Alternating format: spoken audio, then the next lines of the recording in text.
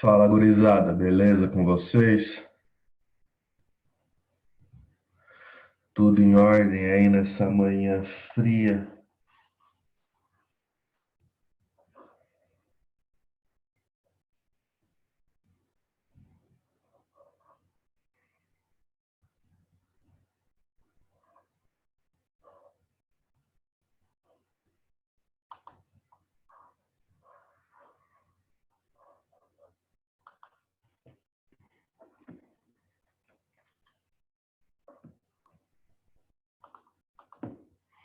Bom, como de costume, esperar um tempo para ver se mais gente entra na aula.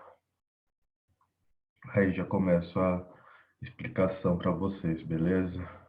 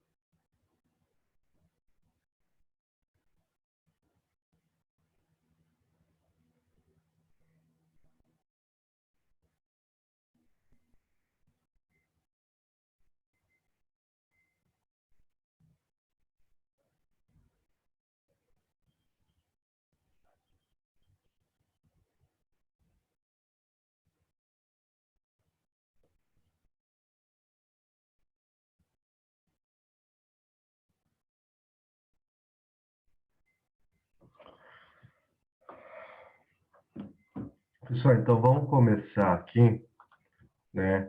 Abram a apostila de vocês na página 13, fazendo um favor.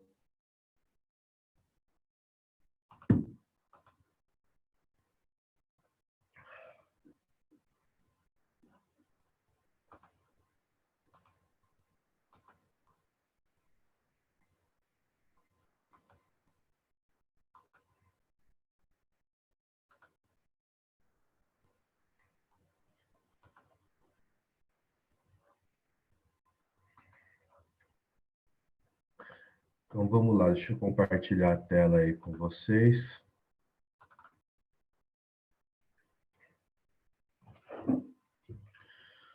Então, nós ainda estamos no módulo 3, né, falando ainda sobre a Europa nesse período aí do entre guerras, tá? Então, no final da Primeira Guerra Mundial até o início da Segunda Guerra Mundial, tá? Então, nós temos aí toda essa situação da Europa, né, que a gente tem a ascensão dos regimes totalitaristas, né, em especial na Itália, na Alemanha. E hoje nós vamos estudar aqui a ascensão de um outro regime totalitarista de origem fascista na Espanha, tá? Por que que é importante estudar a Guerra Civil Espanhola? Porque para muitos historiadores, isso é um consenso, né? Uh, essa guerra civil, ela é considerada um ensaio para a Segunda Guerra Mundial. Como assim, professor? Nós veremos aqui, né, que para algumas potências europeias, no caso da Alemanha e da Itália, eles vão usar o conflito que ocorre na Espanha para ver como é que estava o seu poderio militar. Né? Então, nesse quesito, né, nessa questão, a Guerra Civil Espanhola ela foi um teste, né, para um ensaio para a Segunda Guerra Mundial. Um ensaio para quem? No caso da Itália e da Alemanha. O que nós veremos hoje? Eu vou trabalhar com vocês toda a situação política, né, que se encontrava a Espanha, em relação aos nacionalistas, aos republicanos, como é que estava a vida política, né, naquela época na Espanha. E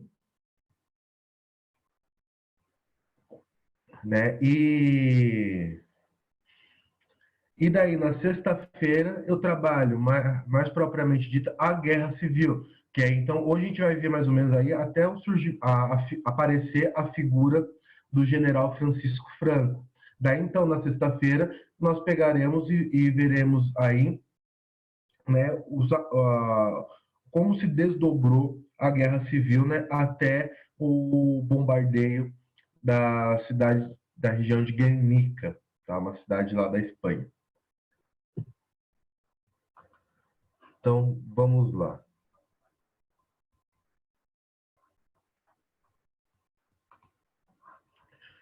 Então, qual que era a situação política da Espanha? Para a gente falar um pouquinho da situação política da Espanha, né, a gente tem que voltar aí a alguns séculos atrás, tá? No período de monarquia. Se nós pegarmos, né, a Espanha, tanto a Espanha quanto Portugal foram um dos dois maiores estados, né, um dos dois maiores países dentro da Europa, principalmente dentro da Europa da Idade Moderna, tá? Principalmente se nós pegarmos aí o período das grandes navegações. Né? Então, a gente tem aí todo o descobrimento da América, né? O Tratado de Tordesilhas, a colonização da América. Então, a Espanha, né, ela vai se fortalecer como uma nação imperial a partir das grandes navegações, tá certo? Com isso, ela vai montar colônias na América, que a gente já sabe, né? Então, toda a região que a Espanha coloniza aqui da América, né? E com isso, essas colônias elas sustentavam a Espanha recebia muito ouro, né? Então era uma nação, tanto a Espanha quanto Portugal, eram nações que, por causa das suas colônias, se enriqueceram, mas ao mesmo tempo, né?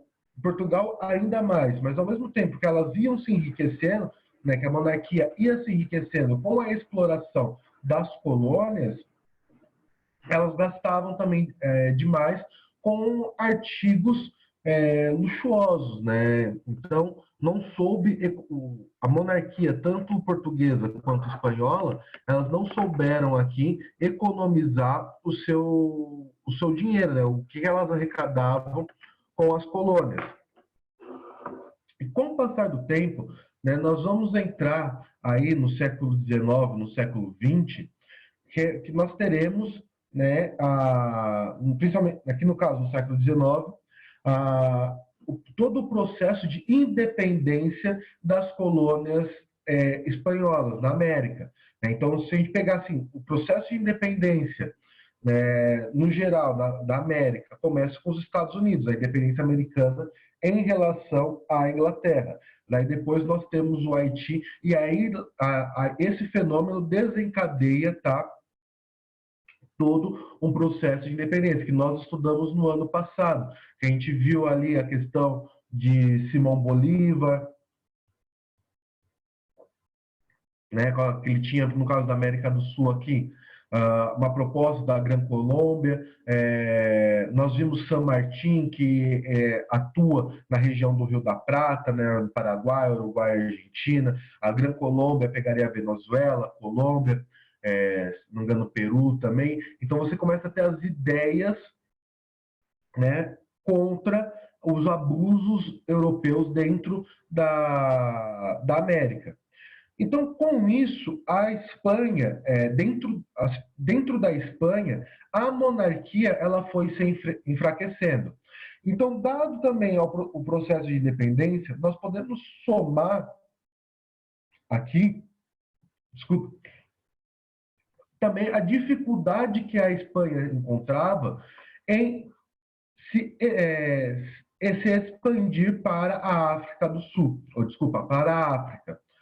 Como assim, professor? Então vamos lá. Na colonização da América, né, a Espanha e Portugal, elas saíram na frente, beleza? Então daí fizeram todo o Tratado de Tordesilhas, na qual a Espanha ela acaba ficando com uma boa parte, né, quase que sua totalidade com a América, e aí Portugal ele fica com um pedacinho da América, que vem se tornar o Brasil, e ele acaba também tendo bem mais espaço na África. Mas só que as outras nações europeias, elas também vão querer difundir o imperialismo. Lembra que a gente já estudou sobre imperialismo, neocolonialismo e tal? Então, essa onda imperialista vai para a África e para a Ásia. Então, aqui, né, a Espanha no século XX vai encontrar dificuldade na África justamente porque as outras grandes potências europeias já estão ocupando esse território. Tá? Então, é sempre bom lembrar que se nós formos ver relembrar aqui os acontecimentos da Primeira Guerra Mundial, o imperialismo é um dos fatores que motivaram a Primeira Guerra Mundial. Então, até aí, né, vamos colocar assim, até então, no que a gente está falando, a Espanha ela era uma monarquia. Aí, então, em 1923, o general Miguel Primo Rivera, ele dá um golpe de Estado, ok? E ali ele instaura na Espanha uma ditadura. Tá? Então, aqui é um regime, como eu já falei para vocês, por ditadura já se entende um regime totalitário, tá? Só que Rivera, ele mantém a monarquia. Então, ele fala mais ou menos assim, olha, eu sou o ditador, tá? Eu começo a mandar aqui, mas ainda deixo o rei com os seus privilégios, tá? Então, não sei como a gente poderia chamar aqui, a gente passou por uma ditadura monárquica, aqui entre aspas, tá? Estou inventando o termo, não sei nem se existe. Mas em que sentido que eu estou falando isso? Justamente no sentido de nós termos a figura de um chefe de governo, um chefe de Estado, que era o Miguel Primo Rivera, e depois você vai ter o rei, né, no caso o rei Afonso XIII, que literalmente vai ser uma figura simbólica só. Né? Acho que aqui eu não tenho muitos detalhes do porquê que o Miguel Primo Rivera manteve o rei. Às vezes, provavelmente foi por uma questão, né, mais de tradição, ok? E é interessante que a partir daí nós já teremos aí o desenvolvimento de alguns grupos políticos que vão, em um determinado momento, se opor dentro da Espanha, tá certo? Essa ditadura, então, de Primo Rivera, vai de 1923 a 1930. Tá? Mas, então, esse governo dele acaba se demonstrando incapaz de resolver os conflitos internos, tá? Dentro da Espanha. Como assim, professor? Então, conforme a Espanha ela foi perdendo seus territórios, tá? Ela foi perdendo também capital, ela foi perdendo poder econômico, né? E isso, né, quando o país então ele começa a ter a sua economia abalada, gera uma série de conflitos, tanto da esfera social quanto da esfera econômica. E, em especial, aqui você tinha aqui grandes proprietários de terras, desemprego, você tinha uma questão, o exército espanhol nessa época era grande. O que você vai fazer com esse excesso de contingente? Porque agora você não tem mais pessoas, você não precisa mais defender suas colônias na América, né? O processo expansionista na África está estagnado. Então, todo esse contingente começa a se aglomerar dentro da Espanha. Então, você tem uma série de conflitos aqui, tá? Que o governo de Primo Rivera não foi capaz de solucionar. Com isso, então, nós teremos que o rei Afonso ele vai acabar convocando eleições, tá? Ele vai falar assim, ó, peraí, eu posso ser simbólico, mas não serei fantoche, né? É óbvio que o rei ele faz isso também por causa de pressões populares que estavam ocorrendo por pressão política. Então, aí nós saímos, então, de um governo ditatorial, né, de Primo Rivera, para o início da Segunda República Espanhola. E, gente, gravem esse sobrenome, Rivera, tá? Que vai aparecer mais à frente também, dentro da Guerra Civil Espanhola. Até aqui, alguma dúvida, algum questionamento?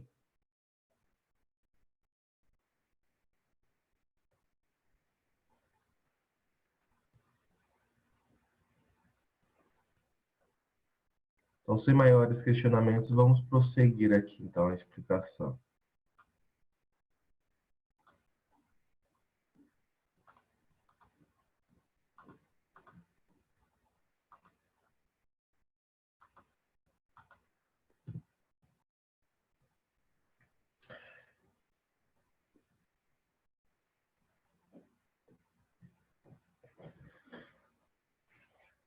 Então, gente, vamos lá.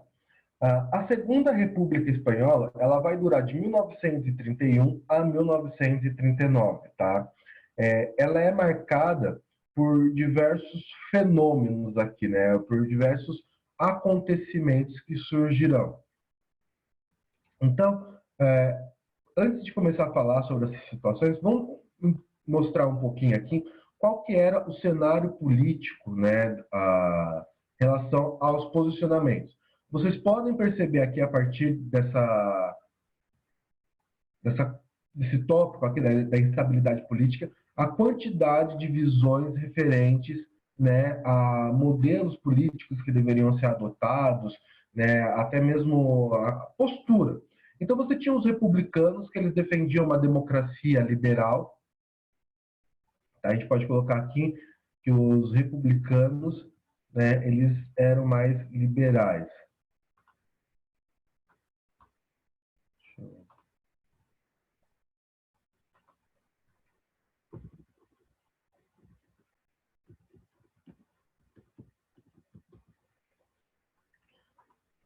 Aí você vai ter, né, no caso aqui, os conservadores, no caso, os conservadores aqui, eles são mais, eles são democratas também, tá?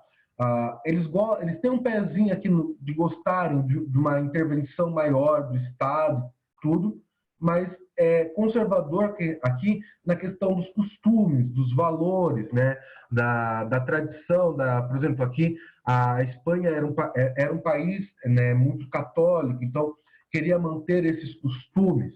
Então, aqui a gente pode falar que são, né, conservadores em relação a costumes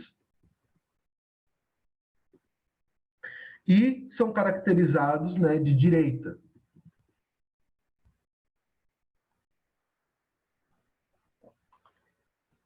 Então, aqui depois nós vamos ter os socialistas, né, que já serão de esquerda, os anarquistas, que eles querem que o Estado acabe, não querem saber de nada, e os monarquistas, então, eles queriam a volta, né, o reestabelecimento do reinado de Afonso XIII, né, então o fortalecimento dos poderes reais.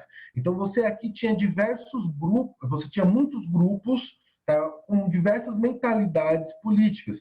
E se nós pegarmos aqui, muitas dessas mentalidades são conflitantes, beleza? Então, isso vai gerar dentro da Espanha, né, uma instabilidade política.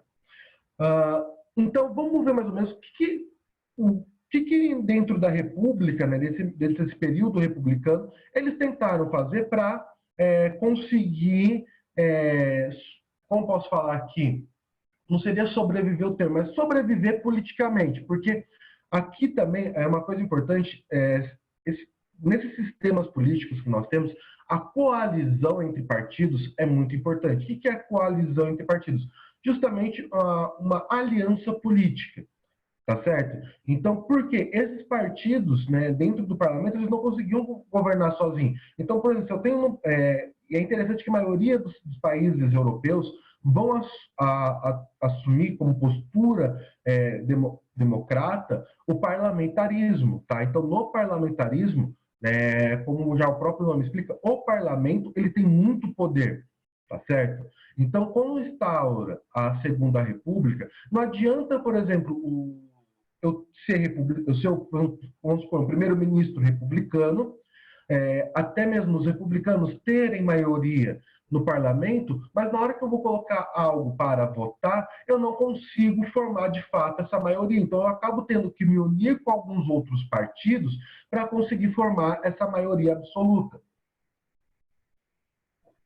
Então, nos anos iniciais da Segunda República, de 1931 a 1933, nós temos, então, um período que é marcado por uma aliança, né, que a princípio seria surreal, entre republicanos e socialistas.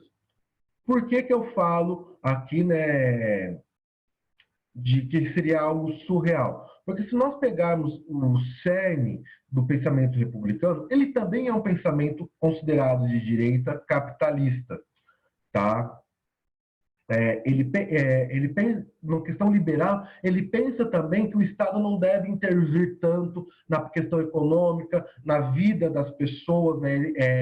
Nessa visão republicana, né, seria assim, ó, menos Estado, então menos Estado na questão da atuação na vida das pessoas, então literalmente aqui mais liberal, para a ala liberal.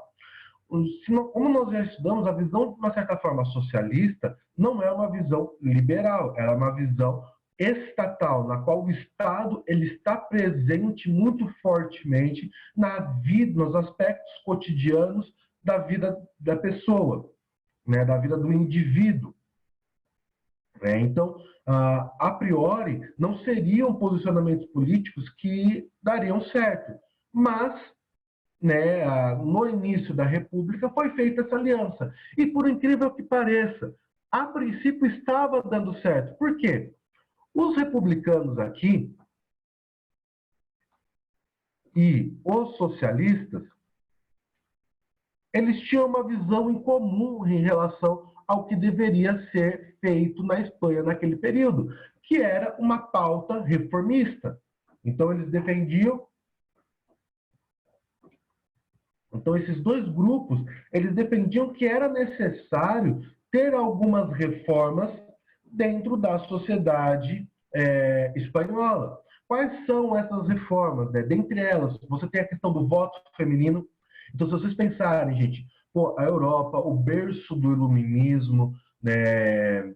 O berço aí também do pensamento político, da democracia e tudo mais, mas ainda em países europeus, em 1931, você tinha que as mulheres não podiam votar. As mulheres ainda não eram vistas como iguais. Você tem aí a discussão da educação básica, a educação para todos.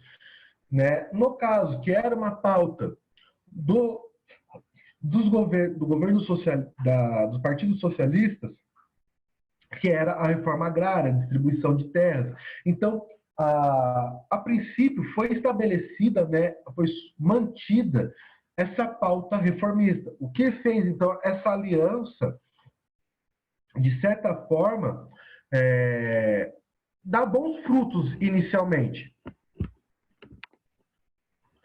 Mas, obviamente, que esse tipo de governo não vai agradar todo mundo. Então, nós teremos aqui uma oposição muito grande da direita e da esquerda radicais. Então, aqui no caso dos movimentos de direitas, nós podemos destacar aqui, vou usar a cor azul, no caso aqui dos movimentos de direitas que fizeram oposição ao governo, à aliança entre os republicanos e os socialistas. Nós podemos considerar os próprios conservadores, tá? E, nossa, circulei aqui tudo errado. Deixa eu...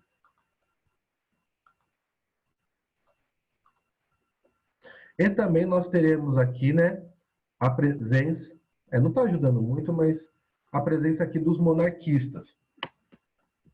Esses dois grupos seriam considerados aqui de extrema direita, tá?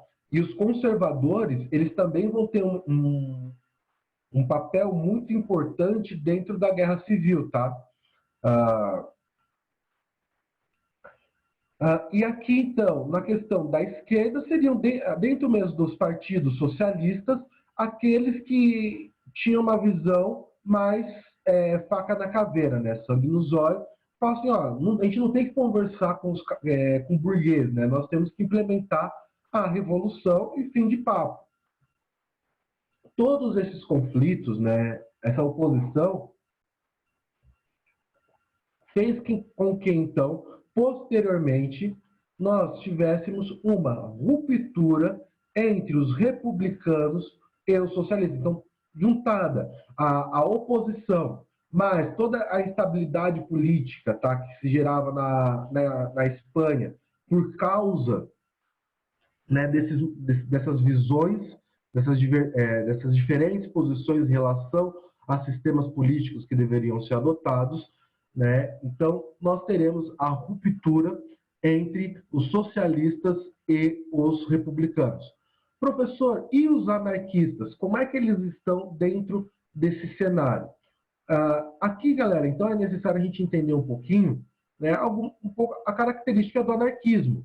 O anarquismo, por si, ele é contra o Estado. Os anarquistas, em sua base, em seu cerne, né, no núcleo do pensamento anarquista, eles querem mais literalmente que o Estado que se exploda, tá? Então, o que os anarquistas aqui eles faziam? Causavam o terror. Aqui, motivavam greves, atentados contra prédios públicos e por aí vai. Tá? Então você tinha, politicamente, vamos colocar aqui dentro do parlamento, os conservadores, os monarquistas e os socialistas mais radicais batendo de frente com os republicanos e os socialistas mais moderados. E aí, fora do parlamento, dentro da sociedade no geral, você tinha aí grupos anarquistas que a motivação deles era semear o caos.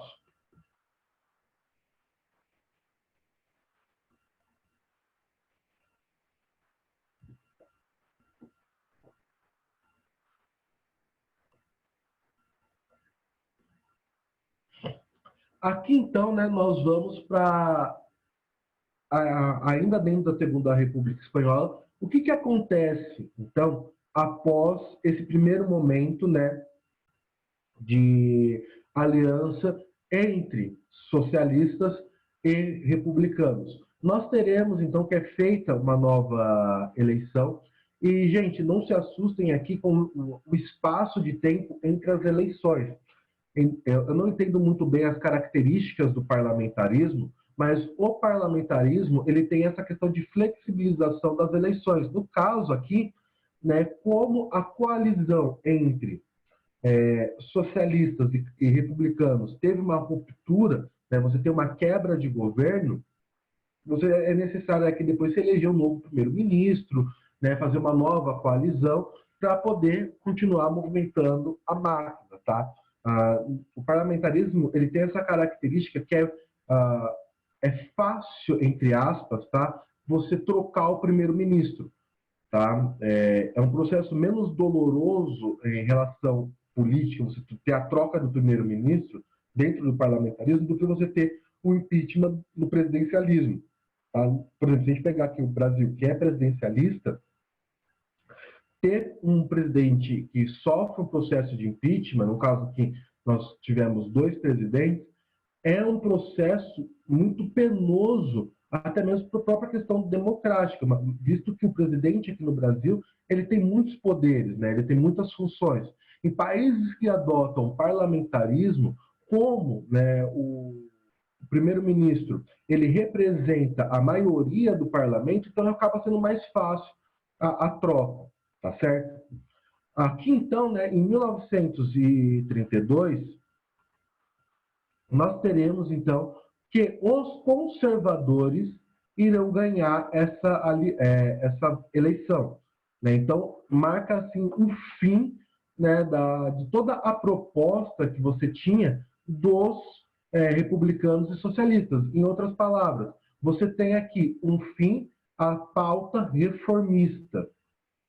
Tá? Então, muitos dos avanços que foram feitos em relação às reformas sociais, né, que os republicanos defendiam, os conservadores eles cortaram, tá certo? Então, ou eles cancelaram, olharam assim e falaram assim, olha, isso que foi feito no governo anterior, estou cancelando, estou passando um grande X, ou simplesmente falaram assim, ó, vou cancelar a verba em relação Vou cancelar a verba aqui em relação a esse projeto, tá? Só que, até então, o projeto conservador, né, que garantia mais estabilidade, vamos colocar assim, como posso colocar aqui, né? Garantia mais estabilidade para os costumes espanhóis, a questão da Igreja Católica, né? A questão da moral, até mesmo questões legislativas eram bem mais rígidas, né? Até estava beleza. Só que em 1935, o que nós teremos, né? Aí o mal que afeta muito na política no modo geral, que é a corrupção. Então, em 1935, estoura um grande escândalo de corrupção, tá? O que torna inviável a manutenção, tá, da coligação entre os conservadores. Ou seja, a gente já tem aqui, né, vamos voltar para o outro slide para ficar mais fácil entender. Nós já temos aqui que a Espanha politicamente não era algo fácil, tá? Você tem aqui diversas visões. Aí você consegue um grupo que se une sem ter que fazer uma coligação com outras posturas políticas, né? Então, você tem aqui no caso, né, da eleição de 1932 que os conservadores eles conseguem montar, né, um governo só deles, tá? Eles não precisam correr atrás dos republicanos e por aí vai. Só que com esse escândalo, o grupo racha. Né? Então, alguns parlamentares, né, alguns partidos que estavam dentro dessa base aliada começaram assim, olha, eu não quero me envolver, né, eu não quero ter meu nome relacionado a esse escândalo de corrupção. Né? Então, aqui nós temos em 1935, né, de novo, uma quebra dentro do sistema democrático espanhol. Tá? Então, nós temos aí uma crise institucional na República Espanhola.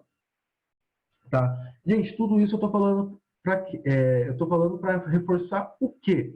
Percebam como nós já estudamos em relação ao nazismo, como nós já estudamos em relação ao fascismo italiano, que sempre em um cenário de instabilidade política, eu permito a presença de regimes totalitários, tá certo? Isso é um denominador comum, se vocês começarem a analisar, né, mais friamente, o estabelecimento dos regimes totalitários, tá certo? E até mesmo na Rússia, na época que depois se tornou União Soviética. Nós pegamos a Revolução Russa, o cenário político estava um caos, né? O czar, ele não mandava em nada.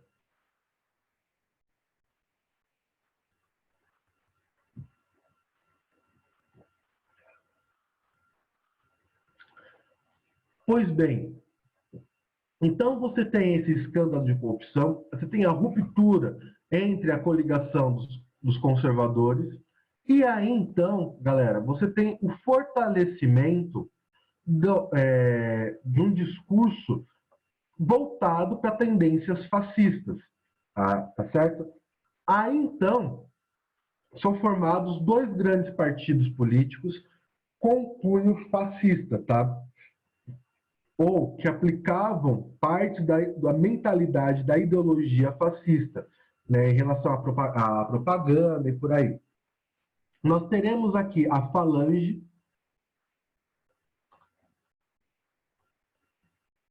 e a Falange que eu tinha... lembra que eu falei para vocês terem em mente, né, o sobrenome Rivera? A Falange, ela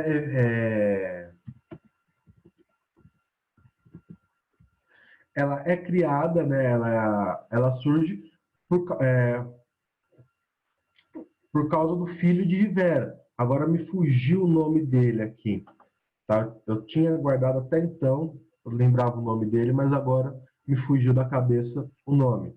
Mas então o filho do Rivera, então só lembrando, né, recapitulando aqui que eu citei o nome dele, né, vamos só recapitular aqui algumas coisas. Nós, lembra que Rivera foi aquele cara que instaurou uma ditadura militar na Espanha e tal, mas manteve ainda o rei, mas posteriormente ele foi deposto em prol da Segunda República. O filho dele, então, ele vai criar a Falange, que é um grupo voltado também, aliado à visão política conservadora, tá? Então, é importante a gente sempre ter em mente isso, né? Que os conservadores, eles vão acabar apoiando esses governos totalitários, né? Esses governos fascistas.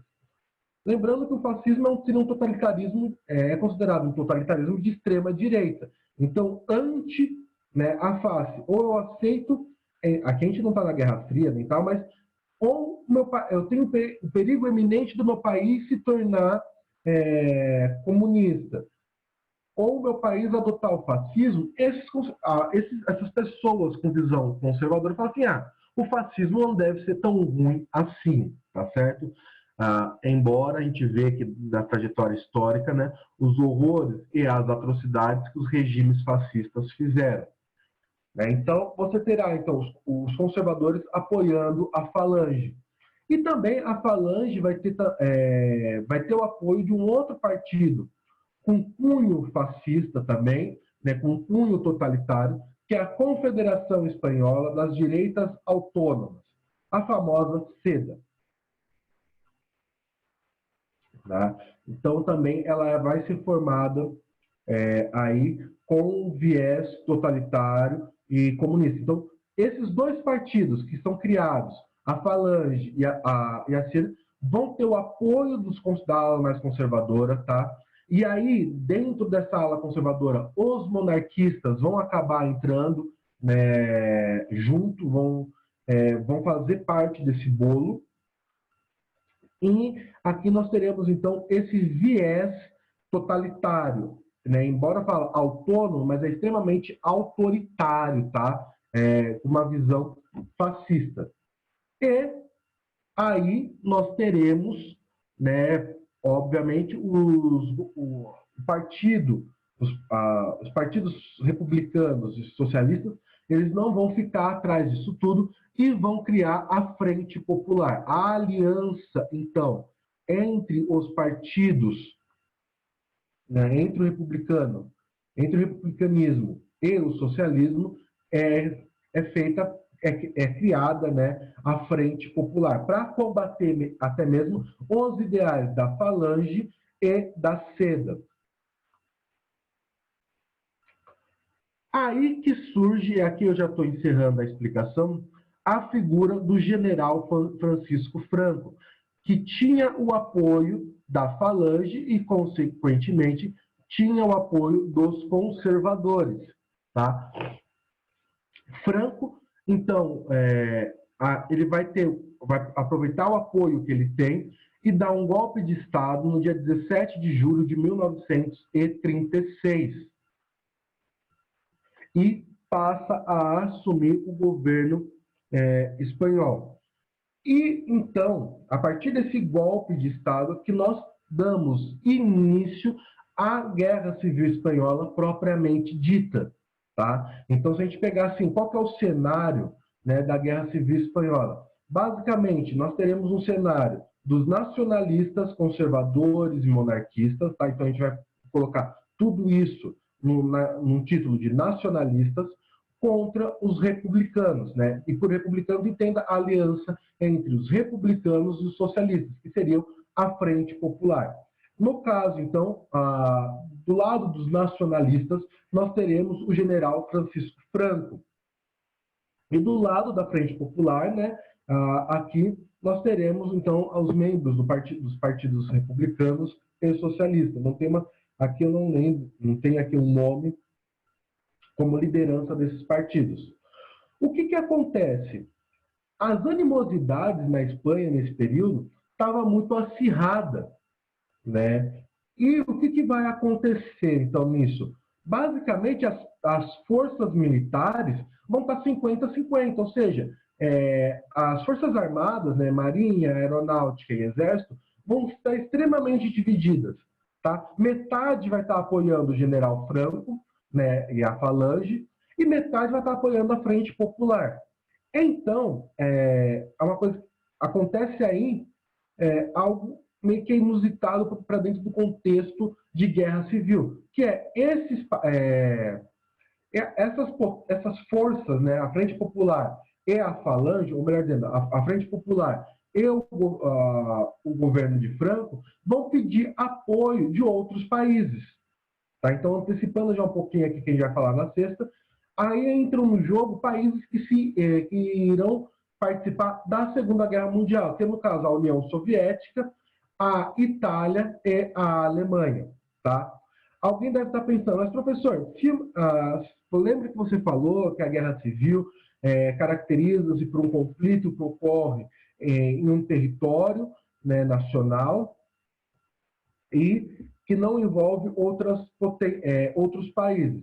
Então, por que eu defendo a ideia de guerra civil espanhola? Justamente porque foi um conflito armado, você tem duas forças, duas visões dentro da Espanha, né, que seria então os republicanos e os nacionalistas.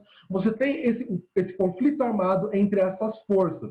E isso ocorre apenas na Espanha. A participação de potências como a União Soviética, por lado da Frente Popular, e da Itália e da Alemanha, no caso, apoiando Franco, não espalha esse conflito para o resto, para algum outro país. Por exemplo, não espalha esse conflito para Portugal. Tá? Esse conflito ele fica isolado na Espanha. Então, por isso que a gente pode manter ainda assim a ideia de guerra civil espanhola, tá certo? Mesmo tendo aí países, né, outros países interferindo nessa relação, tá certo? Galera, alguma dúvida com o que eu expliquei hoje em relação ao cenário político em que se situava a Espanha, até chegar então ao golpe de Estado de Franco?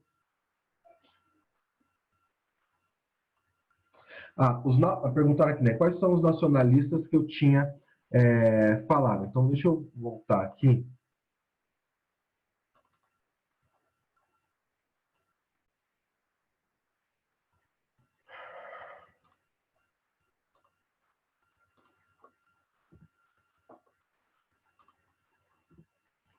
Então, aqui para responder essa pergunta, os nacionalistas, eles se enquadram aqui, né, tanto nos conservadores, né, eu tenho os nacionalistas, eu tenho a visão nacionalista presente nos conservadores e naqueles que defendiam a monarquia. Com o passar do tempo, aqueles que defendiam uma monarquia vão passar a aderir à postura conservadora, o pensamento conservador. Tá? E aí também, né, nós teremos que os conservadores serão considerados nacionalistas. Nacionalista no sentido, né, do amor exagerado à pátria, de querer elevar a Espanha, né, as glórias do passado.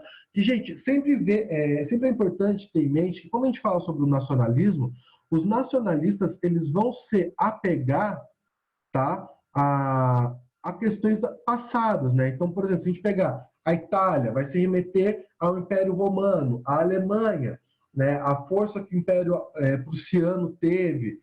No caso da Espanha, fala assim, olha, nós conquistamos basicamente a América, né? A Espanha foi uma grande nação, ela tem que ser respeitada no cenário mundial. Então, completando, né, os nacionalistas, então, seriam os mesmos que os conservadores, tá?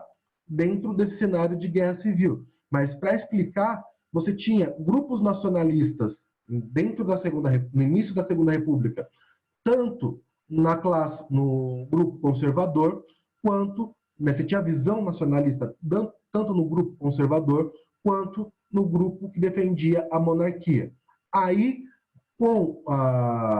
passando 1932 aqui, passando essa aliança, nós temos aí então a união entre os monarquistas e conservadores, que vai ter aí então a união de um pensamento nacionalista. Beleza? Respondida a sua pergunta ou só acabei gerando mais dúvida ainda?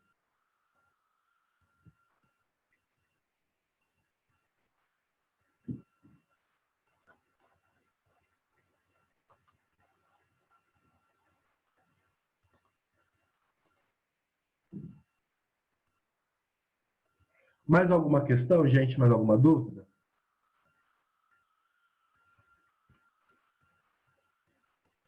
Então, galera, não tendo mais nenhuma dúvida, por hoje é só isso, tá? Então, sexta-feira a gente pega aí e começa a trabalhar a partir, então, o que acontece na Guerra Civil, né? Como se dá a participação da Alemanha, da Itália, da União Soviética, né? Como o desdobramento, então, da guerra. Galera, mais uma vez, muito obrigado aí pela participação. Uma boa semana aí a todos. Tá? Até sexta. Se cuidem, hein? Abração, gente. Tchau, tchau.